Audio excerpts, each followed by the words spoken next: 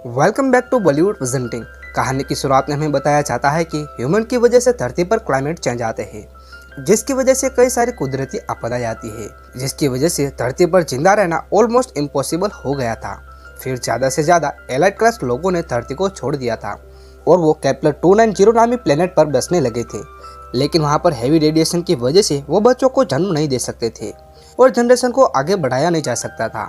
फिर ऑलमोस्ट 250 साल गुजरने के बाद केपलर पर रहने वाले लोग प्लान बनाते हैं कि हम धरती पर वापस जाएंगे और हो सकता है कि धरती रहने लायक बन चुकी होगी।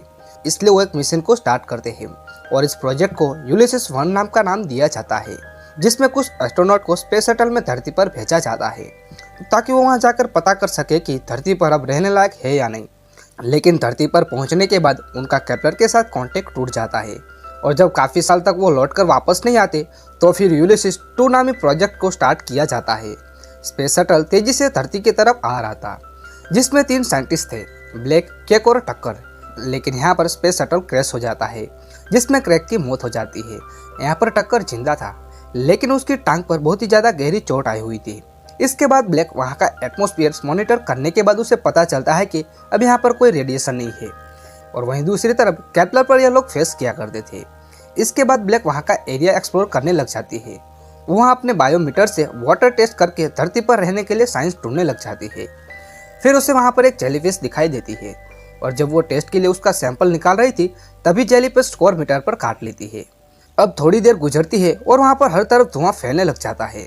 वहीं ब्लैक टक्कर के साथ कॉल पर कनेक्ट थी और वहीं टक्कर उसे शटल में वापस आने के लिए कहता है, लेकिन ब्लैक को कुछ नजर नहीं आ रहा था। लेकिन यहाँ पर टक्कर एक फ्लेयर गन से फायर करता है, जिसकी रोशनी को फॉलो करते हुए वो शटल की तरफ आगे बढ़ने लग जाती है।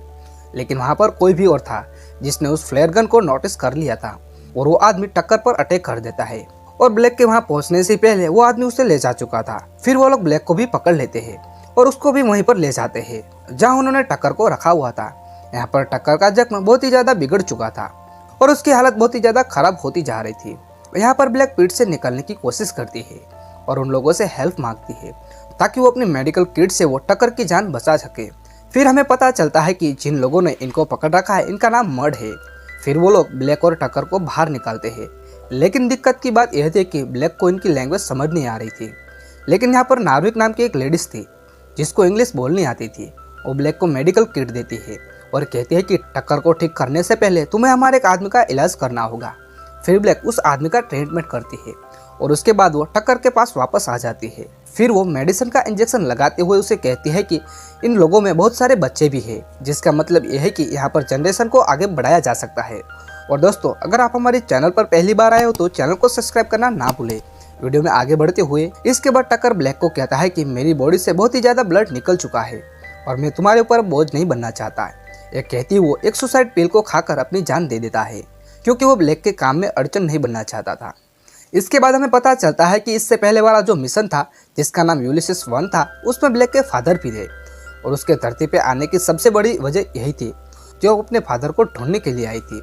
जब वो अपने फादर के साथ केपलर पर रहती थी तो वो उसे धरती की कहानी अक्सर सुनाया करते थे, जिसमें उन्होंने बताया था कि मैं जब छोटा सा था तब मैंने बहुत से लोगों के साथ अर्थ से इस प्लेनेट पर माइग्रेट कर लिया था और ये सब बातें ब्लैक इमेजिन कर रही थी। फिर कुछ देर के बाद मर्ड के कुछ बच्चे आकर पीठ के अंदर ब्लैक के पानी फेंकने लग जाते हैं और ब्लैक के ऊपर बहुत ही ज़्यादा हंसते हैं। लेकिन वहाँ पर एक महिला नाम की एक बच्ची थी जो ब्लैक से बात करना चाहती थी, लेकिन मसला यह था कि उसे ब्लैक की लैंग्वेज नहीं आती थी। अब ब्लैक उसे वॉल पर ड्रॉ करके बताते हैं कि मैं यहाँ पर एक दूसरे प्लेनेट से आई हूँ और फिर उससे रिक्वेस्ट करती है कि तुम प्लीज़ मुझे मेरा रेड बॉक्स ढूंढ के दो। लेकिन थोड़ी देर के बाद ब्लैक को पीठ के बाहर से चीखों की आवाज़ आती है और कुछ बच्चे छुपने के लिए ब्लैक के पास आ जाते हैं। फिर वो वहाँ के एक हॉल से देखते हैं कि मर्ड के कुछ लोगों पर कुछ लोगों ने अटैक कर दिया है। इसके बाद महिला को दिखाया जाता है जिसके हाथों में रेड बॉक्स था, लेकिन ब्लैक के पास आए हुए बच्चे बहुत ही ज़्यादा डरे हुए थे और एक बच्चा जोर जोर से रोने लग जाता है। अब ब्लैक उसके पास आती है और उसे चुप कराने की कोशिश करने लग जाती है। इसके बाद जब बाहर का हालात बेहतर होता है तो नार्विक सबको बाहर आने के लिए कहती है और महिला को ढूंढने लग जाती है, क्योंकि वो उसकी बेटी थी। वो उसे बहुत ही ज़्यादा ढूंढती है, लेकिन महिला उसे वहाँ नहीं मिलती। दरअसल जिन लोगों ने इस पर अटैक किया था वो महिला को अपने साथ ही ले गए थे। अब महिला अपनी बेटी को ढूंढने के लिए निकल पड़ी थी और ब्लैक भी उसके पीछे पीछे आने लग जाती है और थोड़ी दूर जाने के बाद उन्हें वो लोग दिख जाते हैं। वो लोग वहाँ पर कैदियों को एक बोट में बिठा रहे थे। अब यह सब देखकर नार्विक से कंट्रोल नहीं होता और वो वहाँ पर फ्लेयर गन से फायर करने ही वाली थी, मगर ब्लैक उसे ऐसा करने से रोक लेती है। वो उसे बहुत ही ज्यादा समझाती है कि इस गन से तुम उनका कुछ भी नहीं बिगाड़ पाओगे, लेकिन यहाँ पर नार्विक उसकी एक भी बात नहीं सुनती और फ्लेयर गन चला देती है। अब यहाँ पर मजबूरन ब्लैक को नार्विक को बेहोश करना पड़ता है और फिर वो फ्लेयर गन को एक दूसरी डायरेक्शन में फायर करती है ताकि वो उन लोगों को भ्रमित कर सके। फिर वो छुपते छुपते उनकी बोट में चली जाती है। वहाँ उसे अपना बॉक्स मिल जाता है, लेकिन वो उसे उठा पाती इससे पहले वो लोग वापस आ जाते हैं और फिर ब्लैक वहाँ पर आकर छिप जाती है जहाँ उन्होंने दूसरे लोगों को पकड़ के रखा हुआ था। इसके बाद वो लोग वहाँ से पकड़े हुए लोगों को बाहर निकालते हैं और एक बड़े से शिप में ट्रांसफर करने लग जाते हैं। फिर हमें वहाँ पर पेडिंग नाम का एक आदमी दिखाया जाता है जो अपनी गन से सबको डराने लग जाता है और फिर जब वो ब्लैक को देखता है तो वो थोड़ा सा हैरान हो जाता है और फिर उसे अपने साथ ले जाने लग जाता है जहाँ वो अपने लीडर से मिलवाता है जिसका नाम गिब्सन होता है। गिब्सन भी ब्लैक को देखकर थोड़ा सा हैरान हो जाता है और फिर उसे बताता है कि मैं उसी स्पेसशिप से यहाँ पर आया हूँ जो यूलिसिस 1 में मुझे भेजा गया था और मैं तुम्हें जानता हूँ, तुम उस वक्त बहुत छोटी सी बच्ची थी। वो उसे बताता है कि मैं तुम्हारे फादर के साथ यहाँ पर आया था। वो एक बहुत ही ज़्यादा अच्छे आदमी थे। वही हमें एक लड़के को दिखाया जाता है जिसको देखकर गिब्सन कहता है कि मैंने इसको एडॉप्ट किया था। इसके बाद वो ब्लैक से पूछता है कि तुम्हारे बाकी सभी लोग कहाँ पर है। यहाँ पर ब्लैक उनको बताते हैं कि वो सब मारे जा चुके हैं और मेरा कैप्लर से कॉन्टैक्ट भी टूट चुका है क्योंकि स्पेस शटल पूरी तरह से डैमेज हो चुका है। फिर उसे बताते हैं कि मुझे अभी रेड बॉक्स की तलाश है जिससे मेरा काम आसान हो जाएगा और वो बॉक्स तुम्हारे आदमियों ने इस शिप पर रखा हुआ है, लेकिन उसको यूज़ में लाने के लिए मुझे यूलिसिस 1 का ट्रांसमीटर चाहिए। यहाँ पर गिब्सन उसे कहता है कि यूलिसिस 1 तो पूरी तरह से डिस्ट्रॉय हो चुका है। फिर वो उसके फादर के बारे में बताता है। वो बताते हैं कि यहाँ आकर तुम्हारे फादर ने मर्ड के साथ रहने लगे थे, लेकिन जब उन्होंने कैप्लर से कांटेक्ट करने की कोशिश की तो मर्ड के लोगों को यह बात बिल्कुल भी पसंद नहीं आई और उन्होंने तुम्हारे फादर के खिलाफ बगावत कर दी। फिर उन लोगों ने स्पेसशिप को भी तोड़ दिया है और तुम्हारे फादर को भी मार दिया।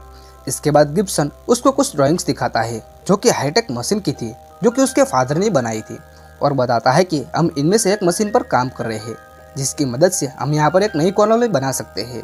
इसके बाद ब्लैक को एक केबिन दिया जाता है और वहाँ पर ब्लैक को पता चलता है कि धरती पे आने के बाद इस काबिल हो चुकी है कि वो किसी भी के बच्चे को जन्म दे सकती है। इसके बाद ब्लैक को वहाँ पर कुछ बच्चों से मिलवाया जाता है जहाँ एक प्रॉपर क्लास चल रही थी और वहाँ उन बच्चों को कैप्लर के बारे में बताया जा रहा था। इसके बाद ब्लैक उस लड़के के पास जाती है जो कि एक प्लांट से खेल रहा था। वो कहता है कि यह ट्री है और एक वक्त में ये हमसे भी बहुत ज़्यादा बड़े हुआ करते थे।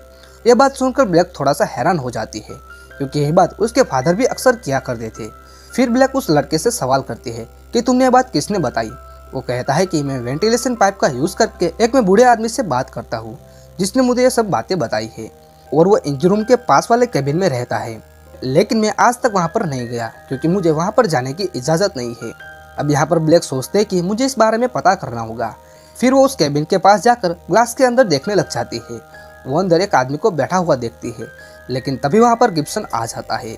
अब यहाँ पर ब्लैक उसे पूछते हैं कि तुमने मेरे फादर के बारे में मुझसे झूठ क्यों बताया। अब वो बताता है कि एक्चुअली बात यह थी कि उन सब मशीन और स्पेस शटल को तुम्हारे फादर ने ही तोड़ा था ताकि उनका कभी कैप्लर से कांटेक्ट ना हो सके, क्योंकि वो नहीं चाहते थे कि यहाँ पर कैप्लर से लोग आए। अब ब्लैक ये बात कंफर्म करने के लिए केबिन के अंदर जाती है। वो जान चुकी थी कि आदमी उसके फादर है और वो उन्हें हग कर लेती है। फिर वो उनसे पूछते हैं कि आपने ऐसा क्यों किया, आपने मुझे कैप्लर पर अकेला क्यों छोड़ दिया, क्या आपको मेरी कभी याद नहीं आई, ऐसा सवाल करती है। लेकिन वो बूढ़ा आदमी बताता है कि देखो मर्ड के लोगों का हाल कितना बुरा है और अगर कैप्लर के लोग यहाँ पर आ जाते हैं तो इनका हाल और भी ज़्यादा बुरा हो सकता है और फिर एक समय ऐसा भी आएगा कि इनका नाम और निशान मिट जाएगा। इसलिए मैंने सारी मशीन तोड़ दी ताकि कैप्लर के लोग यहाँ पर कभी ना आ सके। अब ये सुनने के बाद ब्लैक थोड़ा सा गुस्सा हो जाती है और फिर वहाँ से बाहर चली जाती है। इसके बाद गिब्सन ब्लैक के पास आकर उसे बताता है कि जहाँ पे तुम्हारी स्पेस शटल क्रैश हुई थी वहीं पास में एक वेदर स्टेशन है जिससे अगर बायोमेट्रिक मशीन को कनेक्ट कर दिया जाए तो कैप्लर तक सिग्नल भेजा जा सकता है।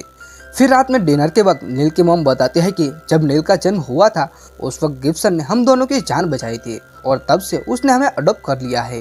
तभी अचानक वहाँ पर लाइट चली जाती है क्योंकि मर्ज के लोगों ने जनरेटर को ऑफ कर दिया था। तभी वहाँ पर वो आदमी आ जाता है और आकर बताता है कि आप सबको किसी सेफ कैबिन में जाकर छिपना होगा। लेकिन ब्लैक इंजन वाले रूम में नीचे चली जाती है और मर्ज की लीडर नार्विक उस पर हमला कर देती है और वहाँ पर माइला को ढूंढने के लिए आई थी। लेकिन यहाँ पर ब्लैक उसे अपने साथ उस रूम में लेकर जाती है जहाँ पर माइला को रखा गया था।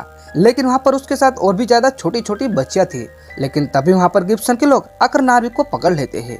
फिर ब्लैक गिब्सन से पूछते हैं कि तुमने बच्चों को क्यों किडनैप किया। तो यहाँ पर गिब्सन बताता है कि कैपलर से यहाँ तक आने तक 8 साल का वक्त गुजर जाता है और वहाँ मौजूद सभी लेडीज़ की उम्र 35 साल से ज़्यादा है, इसलिए वो धरती पर आएंगे तब तक उनके 8 साल गुजर जाएंगे, इसलिए वो कभी बच्चे को जन्म नहीं दे सकते। इसलिए मैंने इन बच्चों को यहाँ पर रखा है ताकि जब कैपलर के लोग यहाँ पर आए तब तक ये बच्चियाँ बड़ी हो जाएंगी ताकि हमारी पीढ़ी को आगे बढ़ाया जा सके। अब यहाँ पर गिब्सन की बातों को सुनकर ब्लैक को गुस्सा आ जाता है और वो गिब्सन से कहते हैं कि तुम ये सब रोक दो, लेकिन वो उसकी बात काटते हुए कहता है कि तुम्हारा बायोमेट्रिक मिल गया है, तुम्हें वहाँ पर जाना चाहिए, तुम्हें जल्दी से जल्दी वेदर स्टेशन जाओ और उसे कनेक्ट कर दो ताकि हमारा कैपलर से कांटेक्ट हो सके। लेकिन ब्लैक के जाने के बाद गिब्सन अपने आदमियों को ब्लैक के ऊपर नजर रखने के लिए बोलता है। इसके बाद ब्लैक अपने कैबिन में आ जाती है और देखते हैं कि माइला वहीं छुपी है। लेकिन तभी वहाँ पर वो आदमी आ जाता है। उसे लगता है कि ब्लैक यहाँ पर अकेली है और वो ब्लैक के साथ जबरदस्ती करने की कोशिश करता है। फिर ब्लैक उसे मारती है और माइला को लेकर नार्विक के पास आ जाती है और यहाँ पर ब्लैक बाकी बच्चे को भी छुड़वा देती है। अब सारे मर्ड्स इन पर हमला कर देते हैं और फिर ब्लैक अपने फादर से मिलती है और उन्हें सारी सच्चाई बताती है। तभी वो लोग विंडो से देखते हैं कि गिब्सन अपनी फैमिली के साथ वेदर स्टेशन की तरफ जा रहा था। अब उसके फादर कहते हैं कि हमें उसे ऐसा करने से रोकना होगा, क्योंकि अगर कैपलर के लोग यहाँ पर आ जाएंगे तो वो मर्ड को अपना गुलाम बनाकर रखेंगे। इसके बाद ब्लैक सभी मर्ड्स को एक शिप में भेजती है और फिर गिब्सन को रोकने के लिए चली जाती है। वो वहाँ पर पहुंचकर देखते हैं कि गिब्सन बायोमेट्रिक को यूज करके सैंपल को कैपलर की तरफ सेंड कर रहा था। अब यहाँ पर ब्लैक गन की मदद से उसे रोकने की कोशिश करता है, लेकिन वो अपनी गन को निकालकर ब्लैक को कहता है कि होशियारी मत करना। और फिर नील की मॉम बताती है कि नील एक्चुअली तुम्हारा भाई है। इसके बाद गिब्सन नील की मॉम को शूट कर देता है और उसको मार देता है। अब यहाँ पर ब्लैक अपनी गन नीचे कर देती है ताकि गिब्सन नील को कोई नुकसान ही ना पहुंचा सके। अब गिब्सन मैसेज को सेंड करने लग जाता है। तभी ब्लैक उसे पकड़ लेती है और पानी में गिरा देती है और काफी देर तक उसे पानी में रखती है। ऐसा करने से गिब्सन मारा जाता है और ब्लैक भी मरने वाली थी और तभी नार्विक आकर उसे रेस्क्यू कर लेती है। इसके बाद ब्लैक अपने फादर और भाई के साथ सभी मर्ड्स के साथ शिप में वापस आ जाती है। फिर वो अपने भाई को कहती है कि कैपलर से बहुत ही सारे लोग आने वाले हैं, इसलिए हमें तैयार रहना होगा। और इसी के साथ ये मूवी यहाँ पर खत्म हो जाती है। अगर वीडियो देखने में पसंद आया हो तो वीडियो को लाइक और शेयर करना ना भूले और अगर चैनल पर पहली बार आए तो चैनल को सब्सक्राइब करना ना भूले।